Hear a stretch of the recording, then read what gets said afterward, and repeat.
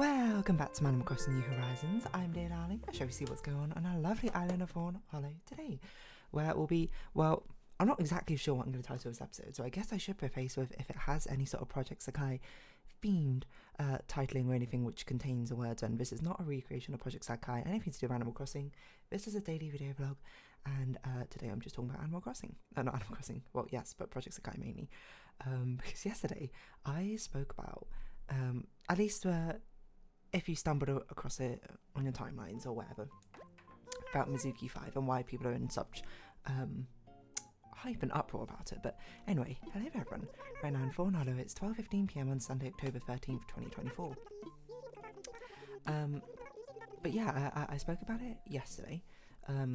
But the TLDR is basically one of the most anticipated story beats in Project Sakai, which has been slowly, gradually building up over 4 years, was coming to a head in an event which started yesterday, and the reason that the hype increased through the roof is the fact that a couple of days ago we got the teaser for the event, and basically it was like a very haunting expression the main character has on. Not the main character, I should say, but the character in question, I suppose, because it was like 25, 26, wait, 31 main characters. I was trying to think how many bands there were. But yeah, and I don't know, I read it, and honestly, I thoroughly enjoyed it. It was such a dramatic moment, and this is like this is one of the only stories I think in Project Sakai I read, like, fully in Japanese. I didn't understand all of it, so I will say, shout out to like the translate feature, which you can just, I'm not sure, I promise you, I'm not sponsored, I had to legally disclose it anyway, if I were, but yeah, there's like a way that you can translate whatever's on the screen right now just by holding, I don't even know what button it is necessarily, like whether the home button is question mark. It was very, very useful for translating those phrases, which I was just like, I don't understand what you're saying. Anyway, yeah, it was a fantastic event. I will say, definitely some people not so happy that it basically ended on like a cliffhanger, which is fair. No, I definitely understand where they're coming from. It kind of depends what you're getting out of the event. I know a lot of people in the event are trying to see basically what, I guess all spoilers are off. You can watch yesterday's episode if you want like the lead up and the synopsis as well, but today it will be all bets are off, I suppose, when it comes to spoilers. But the Super TLDR versus character who is ambiguously trans, but is keeping it a secret from the rest of their bandmates, and the event which started yesterday was basically them being getting the courage after being someone who runs away from her problems for so long to be like, I'm going to tell them, and boy, the actual story was dramatic. But it kind of depends what you're getting from the story, because I think if you're someone who went in with the idea of like, I want confirmation on their identity or how they identify themselves or part of the story or whatever background, etc, then you probably would be kind of disappointed, but that's not what I'm here for. I mentioned it a little bit in passing in yesterday's episode, where I feel like there's a bit of a cruel irony, I suppose, about the sort of like identity, like how much of the issues come with this sort of like identity, which I'm sure they're trying to figure out at the same time. I mean, at the end of the day, it's like a teenage character, right? So you can forgive him for not having all their emotions in line, not their entire life sorted out. But what was I gonna say? Was I'm very much in it for the story. I'm very much in the sitting here being like, all right, I trust Project Sky or the team behind it to make a good story. Show me what you got. And from that perspective, I think it was a very good story. I still do think a little bit of a cliffhanger is a shame, in some sense. Shame in the sense that like it's gonna take forever for it to resolve, but whoa, it was crazy. So I don't know, I guess I'll give like a short summary of the story itself. I'm sure there's been like actual proper translations out if you want to seek them out. But how I ended up describing it is that it's basically the cultural festival, which is basically a school festival, and every class is setting up for things. So the first chapter is about the character Mizuki, just being like, okay, I've seen my other friends make so much progress to overcoming their own issues. I want to be able to do the same. I'm going to message their best friend, Enna. Hey, I'm going to send a message. Can we talk? basically. And they don't manage to send it in that first chapter. The second chapter comes along and it starts out with them sort of just hanging out, having a good time, having jokes, and them being like, oh, the Culture Festival is coming up. And then one of the virtual singers, who are basically like these projections, I suppose, of the personalities, they're basically kind of like forces of a story to help challenge your characters, come along, but they take a form of virtual singers, so like Hatsune Miku, etc., etc. So one of them notices something wrong with something's on Mizuki's mind, and another one who knows what's on Mizuki's mind. They both go to talk to Mizuki essentially, and one of the one who doesn't really know what's going on is being like, all right, I'm not going to tell you what to do. You can run away or you can face it head on. That's your choice, but you got to do what you got to do what it takes to, you know, persevere. And then the other character is like, I'm still here, always on the sidelines, watching, and no matter the outcome, I'll be here. And then Mizuki's always like, oh, thanks, basically. And then the third chapter is about them all setting up and having a sort of like Mizuki having these like flashback sort of moments to when they initially told people or whatever, and the adverse reaction. And then they have like a really nice conversation with two of the other characters in the game. The first one is sort of just like setting things up, I suppose. And the second one's like a really, really nice heartfelt one, where they talk about their fears. And they're just like, my fear isn't of them accepting me, because I know in my head they will accept me. My fear is if everything changing. The fact that it's going to change their perception of me and who I am. And it's going to be something I can't take back. And these moments like this are going to be gone. And I'm just like, whoa, that's really profound. Because I think it's very easy to go with a story. Oh, you know, a big secret, revelation of secret. What's a thing which people are going to be most scared about? The most typical trope would be the rejection of the secret, rejection of them, and thus the falling out that comes of that. That comes with a lot of drama, but it's been done to death a million times before. So I thought it was very, very cool to have this character be like, I know they're going to probably accept me. In my head, like I know that to be true. They've been with me for so long, and they've been so kind. But fear is that in a way that's difficult to put into words, the inherent relationship they have, the dynamic they have, will change fundamentally forever. In a way that can't go back. And was expanded upon more later. And I was just, as soon as that happened, I was like, whoa, that is a deliciously amazing point. That's a delicious direction to go with this fear. And then the other friend says something very nice, being like, I wish for your happiness, essentially. It's very sweet, it's very touching. And then chapters 4 to, I can't remember, 6 or something, are basically that character, Mizuki, hanging out with their group and just being like, oh, look at all these like really nice times we're having. These times could be about to change forever.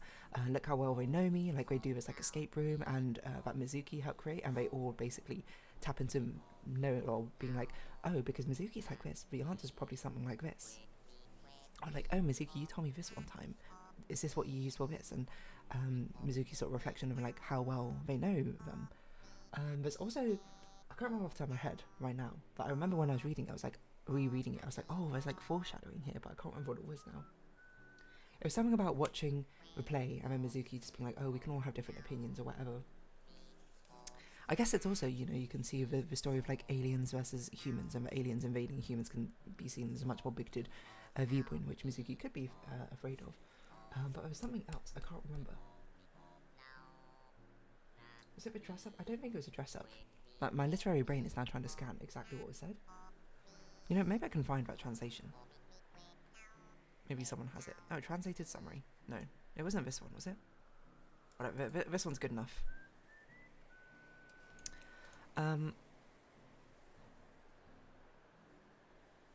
Yeah, I can't remember. There's something.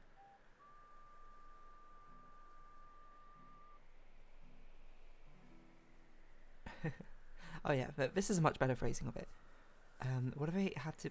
What if a group is forced to accept Mizuki? What if they had to be careful in what they say not to hurt them, and what if they have to tiptoe around them, and then they can't accept that at all? And I'm just like, oh, beautiful, beautifully delicious.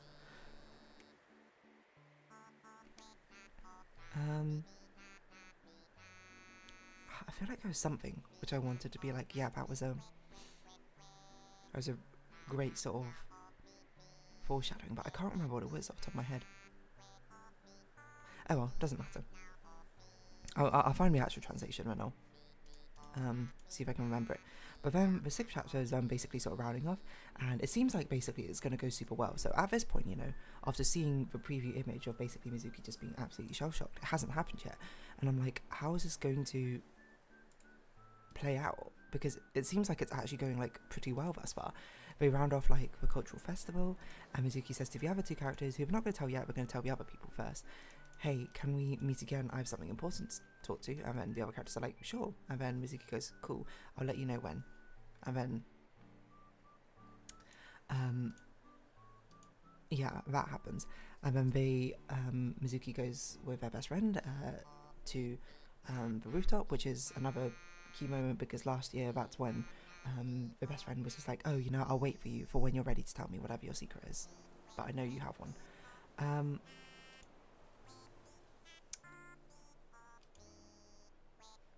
Yeah, so I'm trying to think what I was going to say now.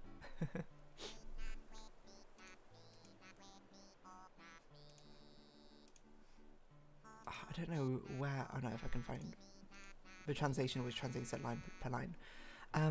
But anyway, it goes pretty crazy from this point on, because yeah, in my mind, I'm like, the 2 title characters' cards of like one looking shell shocked and the other looking, what I thought at the time was like maybe mildly like a really sort of like a, not disgust, but like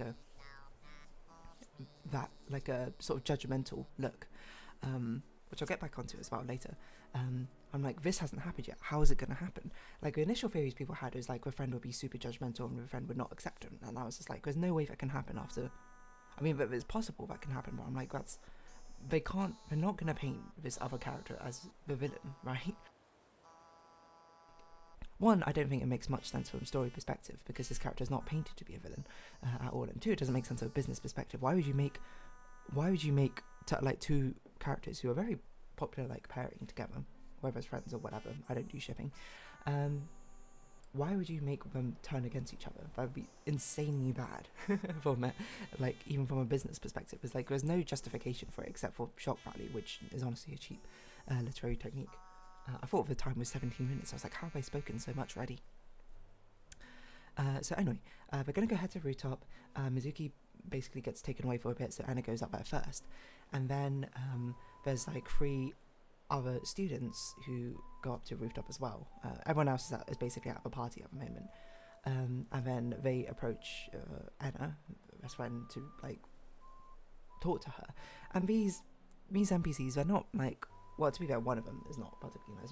They're like, I mean, they have a general attitude of like stupid teenagers who are just kind of jerks for no reason. Not like in a bully sense of like, hey, give me your lunch money, but the sort of like being like, what's up with them? They're such a weirdo sort of vibe,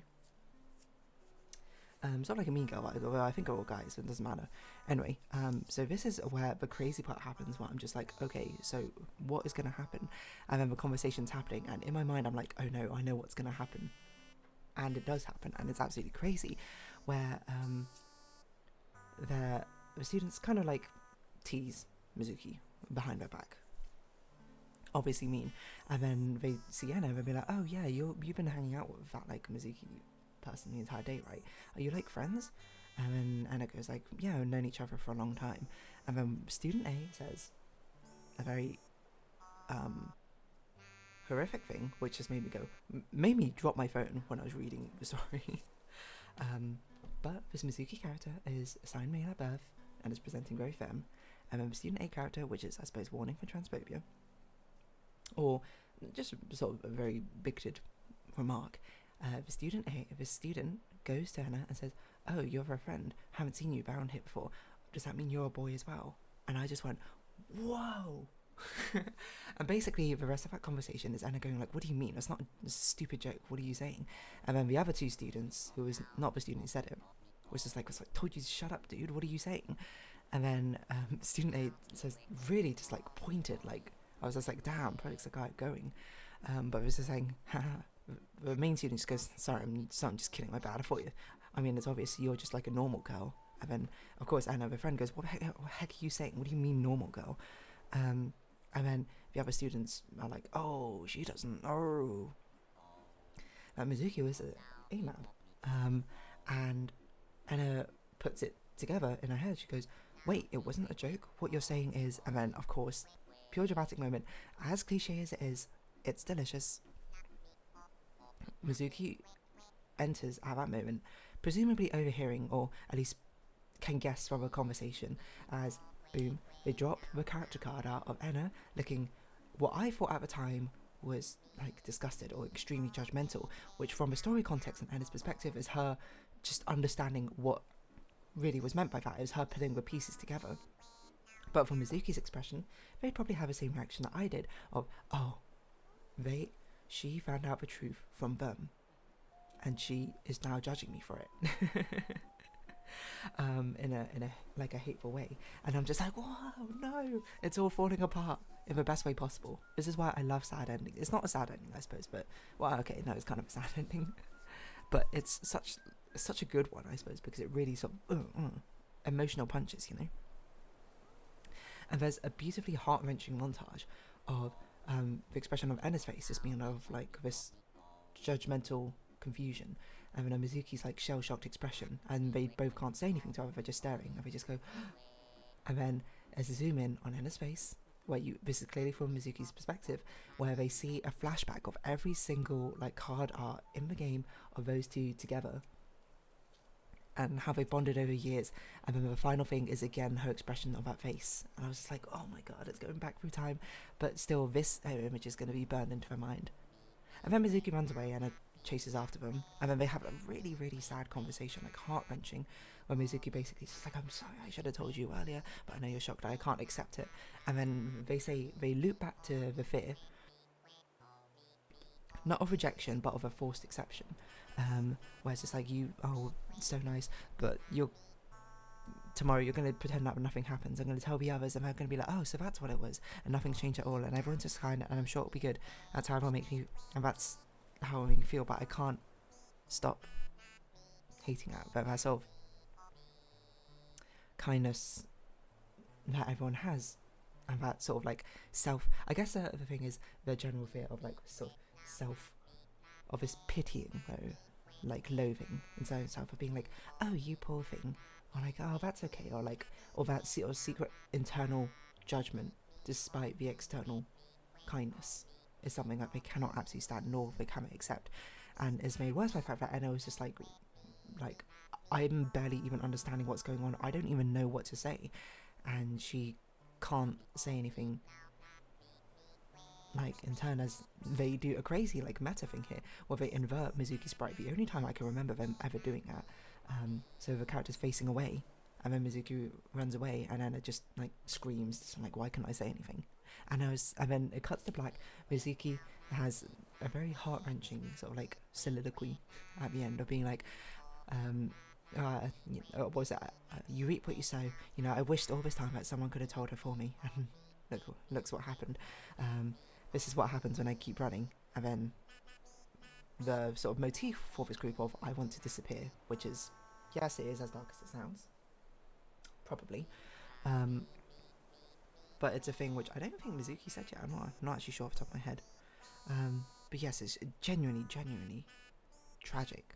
And honestly, in my opinion, very well executed. And you know, it was definitely going to be like this, like definitely going to be absolutely crazy, because there's a warning when you play the final story chapter, and it says, if you finish this chapter, Mizuki is not going to appear in the overworld anymore. And we're like, whoa. It's not as scary as it seems, because in this game there's both an overworld and like a dream bubble, I guess is what I call it, like dream space, or maybe like an alternate dimension. Maybe not alternate dimension, because it's still like the same, it's more like an alternate space. And me reading that was like, oh no, what is going to happen? And it was so, like, I understand people's frustration with it, but I can't, myself, I thoroughly enjoyed the story, like enjoyed it in the storytelling purposes. I wasn't like, woo, this is so happy. It was just like, this is genuinely very, very tragic. And they've had like, they played around a lot with the meta elements, I think, as well, to not only hype up the story with the teasers of what was going to happen and getting people's minds spinning. They've changed the character in game, so they no longer have like any highlights in their eyes. The character only appears in these dream bubbles. I believe the character also, like during when you play the rhythm game element, oftentimes, like the characters will, like, two of them will, when a skill activates, will say a line, like, either together or like have a small conversation. Apparently Mizuki doesn't do that anymore with any of their members. They only do it by themselves, or they do it with others. The song that came out is also like that. Most of the time they'll have, in this group, they have like 2 people singing parts here and there, or like most of the groups kind of do that. But in this new song, there's a lot of double singing parts, but none of them are Mizuki and someone else. It's always Mizuki and the virtual singer, never Mizuki and another member of their group. And then, like, in the master version, the max combo is 1003, 1 being Mizuki and 00 being the distance and 3 being the rest of her bandmates. And I'm just like, whoa, you're pulling out all the stops. Because not only is the story really good, in my opinion, the build up for it has kept me in suspense. Kind of depends how long they keep us in suspense, because I very much expect the next event, not the next event, can't be the next event, it won't be the next event, probably the next event after that. I predict a maximum of 3 events gap before they do presumably NF5 to round this off, because they can't keep us that much in suspense forever. But anyway, oh my god, what a great event. And now, if anything, is sort of renew my vigour to want to read all the other stories of Project Sakai, because Project Sakai's writing is generally pretty good, in my opinion. That's why one of the reasons it's so popular. The characters are very engaging. Anyway, nonetheless, that is it. That's my very quick reflection on where does the Road of Thorns lead to. Cannot wait to see what happens in whatever the next event is for this group. I need to listen to the song more, because I'll be honest, listened to the song and I was like, it's okay. It's not my favourite from this character. But I think after now, reading the story and listening to the song, maybe it impacts even further. I don't know. But it's crazy. It's genuinely crazy, and I'm quite impressed with the way they dealt with it. There was a lot of foreshadowing as well. Because apparently in one of their previous stories, it basically ended off with them being unable to save a secret, being like, I wish someone could say it for me. There you go, self-fulfilling prophecy. I can't remember what the other foreshadowing I noticed was, and I was like, this was a really cool foreshadowing. But I don't know, maybe I'll put it in the description if I remember it. But for now, I'm going to round this episode up here. So if you have been watching, thank you very much. It's been Animal Crossing New Horizons. I've been Dear Darling. Likes, comments, subscription, shares greatly appreciated. Socials, Discord down below. Hope to see each other again, but for now it's our farewell. So until next time, bye bye for now.